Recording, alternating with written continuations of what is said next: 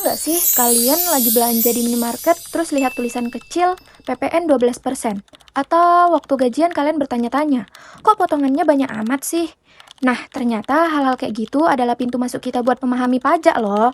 Dan serunya, pajak itu nggak cuma satu jenis, ada banyak dan masing-masing punya fungsi serta aturan yang berbeda. Banyak orang masih menganggap pajak itu rumit dan membingungkan. Padahal kalau kita pahami pengelompokannya, pajak justru jadi lebih mudah dimengerti dan dekat dengan kehidupan sehari-hari.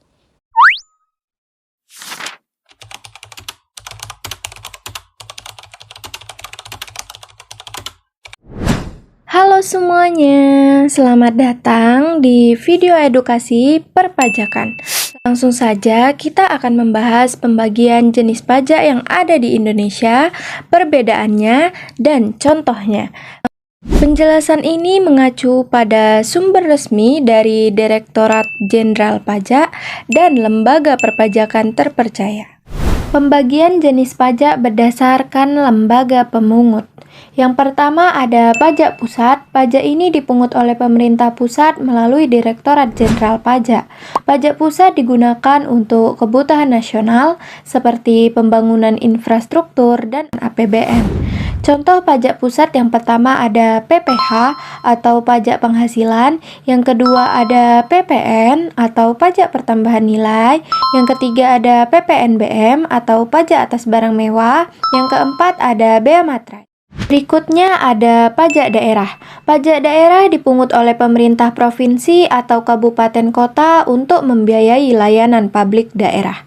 Contoh pajak daerah yang pertama ada pajak kendaraan bermotor, yang kedua ada pajak hotel, yang ketiga ada pajak restoran, yang keempat ada pajak hiburan, dan yang terakhir ada pajak reklame.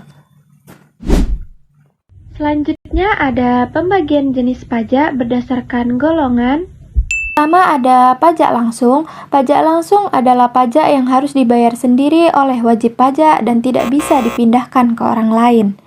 Contohnya PPH dan PBB. Kalau kita punya penghasilan atau rumah, kita sendiri yang wajib membayar. Yang kedua ada pajak tidak langsung. Pajak tidak langsung berbeda dengan pajak langsung. Pajak tidak langsung adalah pajak yang bebannya bisa dialihkan ke orang lain. Contoh paling mudah adalah PPN. Produsen atau penjual menyetor pajaknya, tetapi pembeli yang menanggung PPN saat membeli barang. Selanjutnya ada pembagian jenis pajak berdasarkan sifat pajak. Yang pertama ada pajak subjektif. Karakteristik pengenaan pajak ini memperhatikan kemampuan ekonomi dan keadaan diri subjek pajak.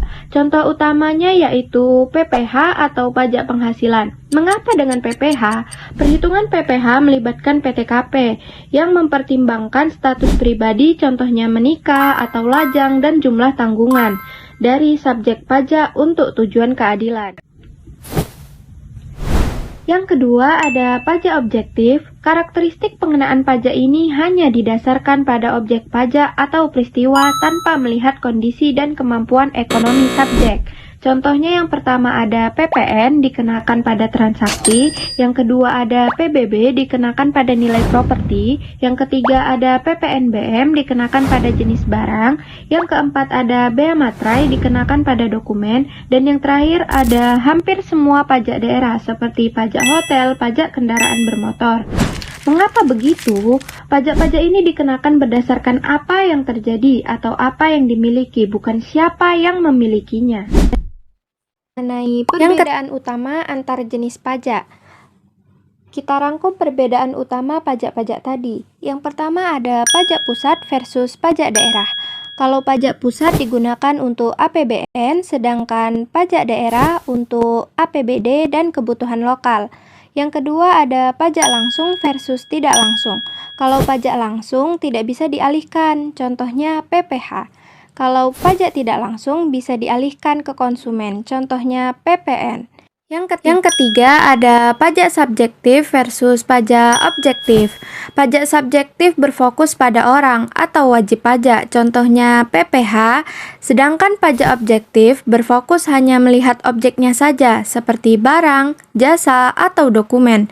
Contohnya seperti PPN, PBB, bea materai, PPNBM, dan pajak daerah.